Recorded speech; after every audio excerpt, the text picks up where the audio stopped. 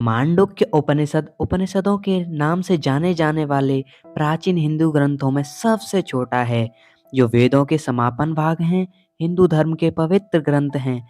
मांडुक्य उपनिषद केवल 12 छंदों से बना है, जिसमें से सभी मौलिक ध्वनि के अर्थ और अवधारणाओं पर ध्यान केंद्रित करते हैं।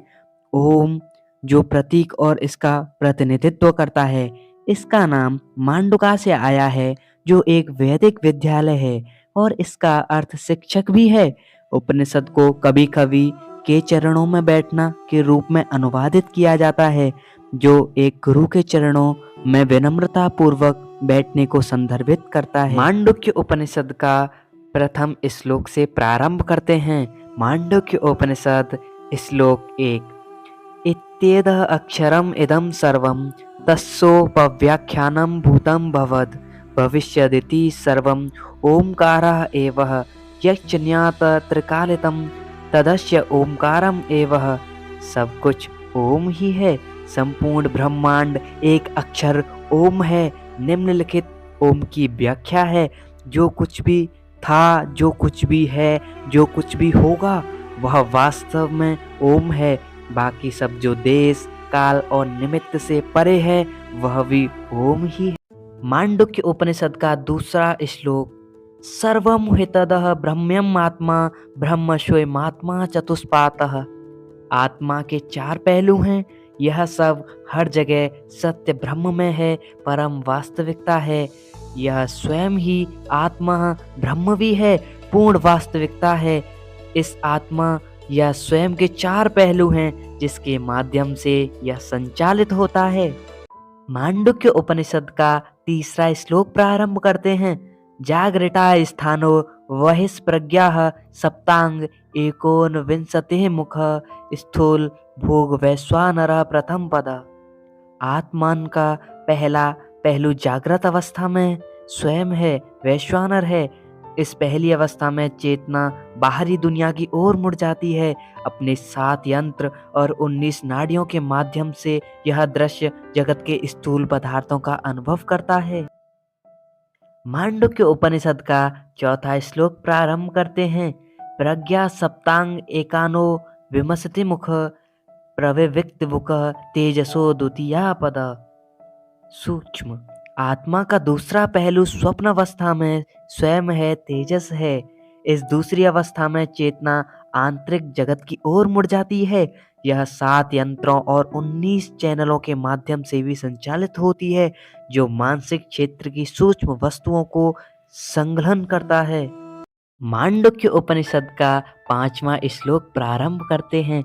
यत्र सुप्तो न कंचनः कम कामयते न कंचनः स्वप्नं पश्यति ततः सुसुप्तुं सुसुप्त अस्थाना एकीभूतः प्रज्ञानगणः एवानंदमयो हुतानंदमुखः चेतोमुखः प्रज्ञानस्त्रियः पादः। आत्मा का तीसरा पहलू है गहरी नींद की अवस्था, प्रज्ञा में स्वयं का संचालन। इस तीसरी अवस्था में न तो कोई किसी स्थूल न किसी सूक्ष्म वस्तु की ही इच्छा होती है और न कोई स्वप्न क्रम ही होता है। गहरी नींद में ऐसे सभी अनुभव पीछे हट गए हैं या अविभाजित चेतना की भूमि में विलीन हो गए हैं। यहाँ व्यक्ति आनंद के अनुभव से भर जाता है और पूर्ववर्ती 2 अवस्थाओं के स्पष्ट ज्ञान का मार्ग खोज सकता है। मांडुक्य उपनिषद का 6वां श्लोक प्रारंभ करते हैं। ऐसा सर्वेश्वरः ऐसा सर्वज्ञ ऐसोन्यत्रम् ऐसा योनि सर्वस्य प्रभव्यप्ययो ही भूतानाम अनुभव करता।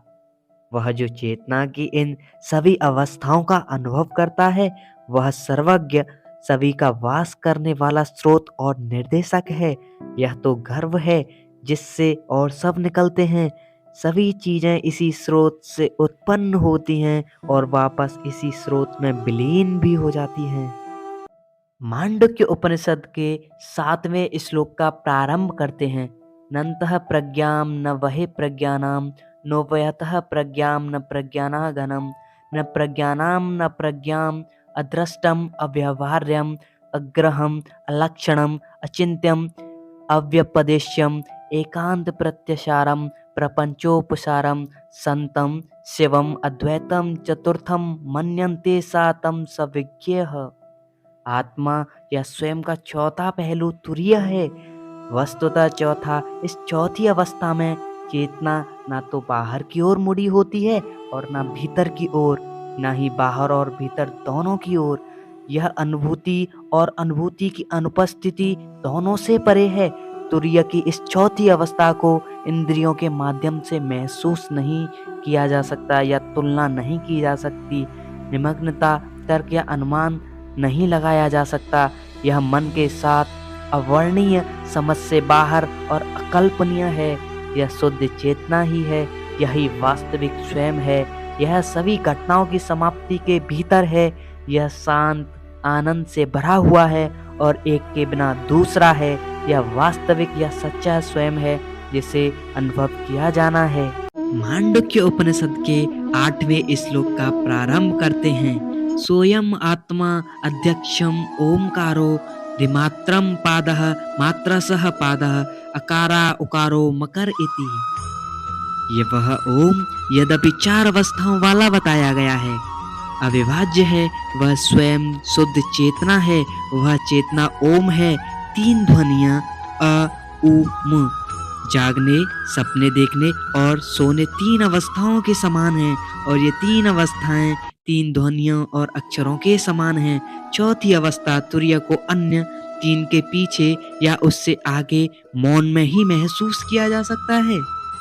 मांडुक्य उपनिषद के 9वें श्लोक का प्रारंभ करते हैं। जागृता स्थानो वैश्वनारोकारः प्रथम मात्र अष्टेराद्मित्वादः वाप्नोति हवे सर्वण कामना दिस्का भवति या एवं वेदः।